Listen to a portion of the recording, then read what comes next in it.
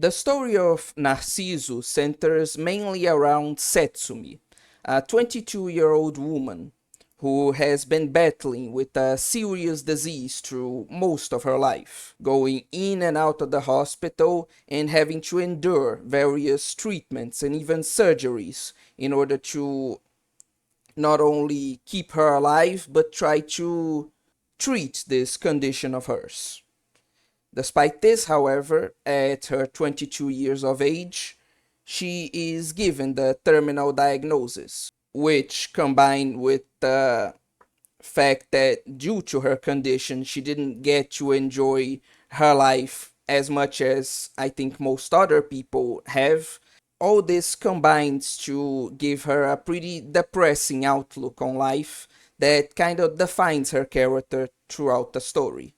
Despite the story centering mostly around her, as we'll see, you actually don't play as her. You play as a separate character, another terminal patient, but with circumstances that contrast with hers a lot, and which helps give the characters the dynamic that they will have throughout the story. That character being the protagonist.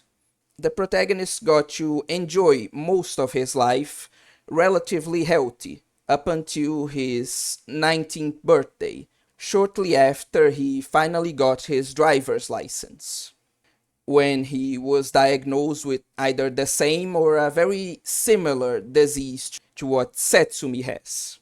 Though, unlike Setsumi, he was only able to battle this disease. He only had to battle this disease for about a year before they gave him the terminal diagnosis. Meaning that while he got to enjoy his life a lot more, its end came a lot more suddenly and a lot sooner than Setsumi's. Another important factor that differentiates the two is the fact that chronologically, Setsumi received her terminal diagnosis sometime before the protagonist, meaning that she has been in essentially the floor 7F, the area of their hospital where terminal patients are kept, and which is designed pretty much as just a place for them to await death, for a while before the protagonist arrives. After he does, they start to talk, obviously. They meet and they start to form a connection, even if a pretty superficial one at this point with each other, mostly due to the protagonist's insistence. Since, as we'll see, he, again, due to his circumstances, obviously has a much more optimistic, even if not that much, he's also pretty depressive, but he has a much more optimistic and active perspective than she does. So she pretty much just wants to die quietly. Like, not, she doesn't see a point in making friends at this point in her life, given her circumstances, but he kind of insists, and they end up developing even if the tiniest of bonds due to it. And through this bond, they discover a pretty morbid but at least a desire that they both have in common, which is that neither of them wants to die either at 7F or at their houses, since they both got pretty bad relationships with their families and they don't want to die like surrounded by them. And you might think this is kind of insensitive or mean, but again, just trust me that like they don't have good relationships with their families. Just so you have an idea, the protagonist's father is at one point demonstrated to be pretty happy about the life insurance that he's going to get after his son passes away. And again, Setsumi's family is implied to be just as bad, if not worse, in terms of being uncaring and even happy with their deaths. So obviously, they don't want to die either in that depressing hospital or around those awful people. And that's when the protagonist sees an opportunity, as during that visit where his father subtly, obviously he doesn't say it to his face, but subtly expresses that he is happy about the money he's going to receive after his son dies, he has to leave in order to talk to a doctor in private. And as he leaves the discussion with his son, he forgets his car keys. And his son obviously seizes the opportunity since he has a driver's license that he at this point never had the opportunity to use due to the circumstances of the story again. And so he sees this as a pretty good opportunity to both fulfill like his desire in common with Setsumi, as well as to just fulfill his dream of driving in general before he dies. And that's how the story starts, with then seizing this opportunity to steal his dad's car and escape the hospital. Unfortunately, however, after fulfilling this objective of escaping the hospital and of not dying at either of the places that were given to them as options, essentially the only options that they received given their situation, they are left a bit aimless. So now that they stole the car and escaped, where do they go from here? And that's when the protagonist notices that while she acts uncaring, while she acts like she already gave up on life and on her dreams and everything, in truth, she still does hope and care to fulfill various dreams that she had always thought impossible while hospitalized. Those being to see true Narciso flowers, her favorite, which justifies the name of the game, as well as to wear a swimsuit and pose for a camera, just like the beach models in the magazines that she used to read during her time in the hospital and admire.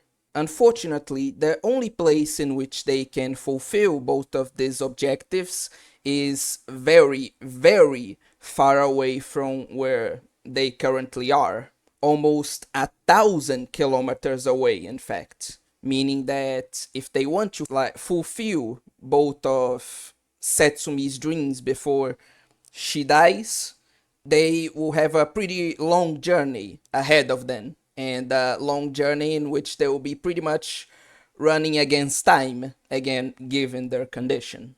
Still, the protagonist does not give up and does his best to follow through with this objective, with this journey, despite Setsumi's hesitation. And it is on that journey where most of the story is spent, and where we see this sort of complementing contrast and interesting character relation that both of them have like manifested. As shown before, Setsumi, uh, due to her time spent in the hospital, had to find ways to amuse herself. And one of the various ways she did that was to learn about trivial knowledge. And so she is the one that pretty much guides the whole journey, as she has a almost photographic memory of pretty much all of Japan, pretty much like the whole map of the like route they're following and how to best use it to get to their objective as fast as possible, acting as sort of this guide to the protagonist. She also has a lot of knowledge that comes in useful at various points of the story. Like, for example, she knows a lot about the car that they're driving and about the prices of various things, where cities are located, and where they can get certain supplies, etc., which helps them a lot on their journey. As you can probably imagine, it's a journey where they need to ration their supplies, the money that they have, which is not a lot, or at least not at the beginning, as they kind of just had to get what they could from the hospital. Like the little money that they could save up there, and what little amount of medicine for the treatment that they could get in order to even survive through their journey. While Setsumi acts due to this as more of the support of the group, the protagonist is more the muscle, the one that is more active, as you could probably notice throughout the story, the one that actually gets stuff done, etc. And what's interesting is that that little incident with the protagonist was willing and pretty much just took the first opportunity, like it was the most natural thing in the world, to steal his dad's car in order to initiate this whole thing, is not just something to start the story. It's a trait that he has. He has very little qualms about doing whatever it's may be necessary in order to help them achieve said dream. If this is something that the protagonist, like that was always in the protagonist's nature, or if it's being driven by this desire, this kind of desperation to do something, to achieve something before he dies, is unexplained. But he is certainly the character that is willing to steal or to break into private property or to commit all sorts of crimes and misdemeanors, and taking various risks if it means, again, being able to achieve their objective.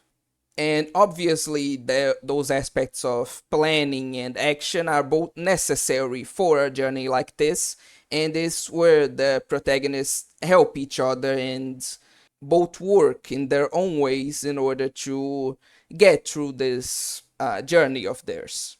However, not everything is like ideal, obviously. Not only do they run into various problems due to external factors, but they also like butt heads with each other quite often.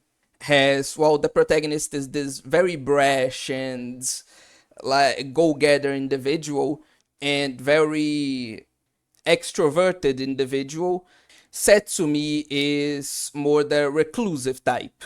And this is pretty well illustrated not only in the various scenes where she hesitates or tries to talk the protagonist out of doing some of the things he does, but in a specific scene where they, from the protagonist's perspective, are almost running out of money. And so the protagonist thinks about just getting into his car and kind of stealing the gas from the gas station, like filling up his car and then just trying to drive away before the attendant can do anything. But as he's about to go through with this plan, Setsumi just produces an envelope full of money that she had been saving and essentially just pays for the gas normally. And when the protagonist inquires, why didn't you say that we had this money anyway? I wouldn't have to do half the stuff I did if I knew. And her response is literally, well, you never asked. Which was really funny in a really infuriating way, which is why I want to describe it. But anyway, it's just really interesting to see again how these very different personalities both help each other throughout the course of the story and how they contrast and kind of butt heads. It's just a really interesting and very entertaining dynamic which helps you go through mostly, as you can probably imagine, very depressive story like this. Due to her more depressive nature, both in general and especially when compared to the protagonist, however, Setsumi is always thinking about her own ends. And in fact, she says that she finally found a place she wants to die in. She desires to, instead of dying at either home or 7F, that she wants to die in the ocean, that she wants to walk into it and essentially drown herself. And throughout various points in their journey, she asks the protagonist if he would stop her. And the protagonist always answers that he would only stop her if she wanted to be stopped, which is important to mention because every journey has to come to an end, and eventually it does. They finally arrive after a long and drawn out and difficult journey at the place that they wanted to visit. They are able to see the Narciso that Setsumi always loved a lot, as well as to buy some really pretty clothes for her. And the protagonist even gives like his driving license to her and allows her to drive the cars, which is a subject that among all the trivia that she always had the most interest in. He teaches her how to drive and allows her to drive while obviously they're alone in a very isolated place in order to both not endanger anyone or be caught by the police. And in general, while the journey is difficult, they are able to achieve a lot of things and do a lot of things that especially Setsumi wanted to do when they finally arrive. However, the story doesn't simply forget that these are supposed to be terminal patients. Not only is this referenced quite a lot when, for example, they start to run out of meds and this starts to have a negative effect on them, which is demonstrated at some point in the story, but just in general, with the protagonist noticing how he is becoming weaker and weaker as the story goes on. But it all comes to a head right after they fulfill all these objectives and do all this interesting stuff. When Setsumi genuinely begins to die, they even find more of the medicine, more of the treatment they were using, but at this point, it's useless. Like her, at even at the start of the story, her terminal diagnosis has been given quite a while ago, and so it makes sense that at some point soon she would this would start to happen, that she would start to really perish, you know. And while the protagonist doesn't want to accept at first, after a bit he is finally able, through Setsumi's help, her kind of plea even, to accept the reality of the situation and decides to finally fulfill that last objective of hers before she is finally gone. While they weren't able to buy a proper swimsuit for her, they make do by wrapping a towel around her chest and using the new skirt that she brought to emulate a very cute swimsuit. As the protagonist uses his camera in order to photograph her in various positions as she enjoys herself playing in the water, using it to capture not only her beautiful figure, but especially her beautiful smile at the end. And after they're done, she finally fulfills that end that she had decided for herself and starts to walk into the ocean. As she does, however, she once again asks that question to the protagonist if he is going to stop her. And he once again responds that he will only do so if she wants him to. And so he asks her back, do you want to be stopped? And at the end, as she has been doing through most of the story, the only answer she can give is, I don't know. As she finally commits to the end and walks into the ocean. After that, sort of epilogue is given, where the protagonist narrates both how the world perceived Setsumi's death has essentially just a bunch of numbers like her age and her name and the statistic that she's one of many people to die by their own hands, essentially. And then he recounts after this how he perceived her as a beautiful and very quirky girl who always loved cars, always had that aloof and kind of annoying, detached aura about her, but that you could always perceive her true desires in a kind of very adorable way. A girl that loved Narcissus and that wanted nothing more than to play in the water in her swimsuit while being as beautiful as the model she always admired. He says this as he talks over the photos that he took of her, the proof that she lived, that this girl that he came to care so much about truly existed in this world.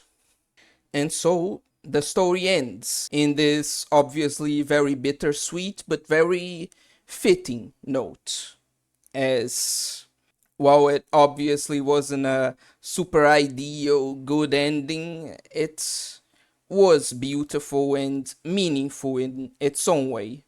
In general, I really like this game. I don't like that the protagonist is not given a name. Like even in because the photos that they take of like Setsumi at the end aren't the only photos of them. There's a picture that is taken and that reveals this more shy and adorable nature quite well that Setsumi tries to hide in this mask of being uncaring, where they're confused as a couple and then like another couple offers to take a picture of them, and in that picture the protagonist straight up doesn't have eyes, like he's a hentai protagonist, like some sort of self-insert, which when combined with the fact that he's never named leads me to believe that they really wanted you to self-insert into this protagonist, which I really don't like for a story like this, both because who the hell would want to self-insert into the role of a terminal patient of all things, like for fuck's sake, but it really doesn't fit the story at all, I think, due to how much of a backstory and particular personality they give this main character, and how much that personality really shapes and influences and is important to the story. I feel like this was a heavy misstep, but in general, as you can probably tell, I really like this game. It was again not the happiest of stories, it was really tragic and depressing, but in a really good and really inspiring and genuinely meaningful way, to the point where I would confidently recommend this game to people. Even though I just spoiled everything, you already know all the events, all what happens in the story. It's more about the journey, the events that I didn't describe in detail and went more over, kind of just analyzed the structure rather than going into them more specifically. Those events and those interactions and the journey, as cliche as that is to say, is what defines this game. And so I would really recommend you play it for yourself. Especially because, surprisingly, this game is not only not that long, as you probably noticed, but free as well. So you can get it on Steam for literally $0. So why not give it a chance, right? And that will be it for today. If you like this video, please do all the normal YouTube stuff, like, comment, subscribe, etc. And I genuinely do hope to see you next time. If you really liked it, I'd also really appreciate if you could support me financially, either through a one-time paid comment donation or by joining my membership, where for $1 a month, you get to participate in exclusive polls in order to decide which videos I'll make next. Like, which of my plans should I focus on? Which of the content I have in mind do you want to see first? That kind of thing. As well as get your name put in this fancy little screen right here. Just as a small gesture of appreciation, exactly for your monthly support. But of course, no matter how much you choose to give me, as well as if you choose to give me anything at all, do know that I really appreciate any cent you're willing to throw my way, as well as just the fact that you're watching this video up to this point at all. But with all that stuff out of the way, I think it's finally time to, as always, bid you guys farewell. Obscure Anime out.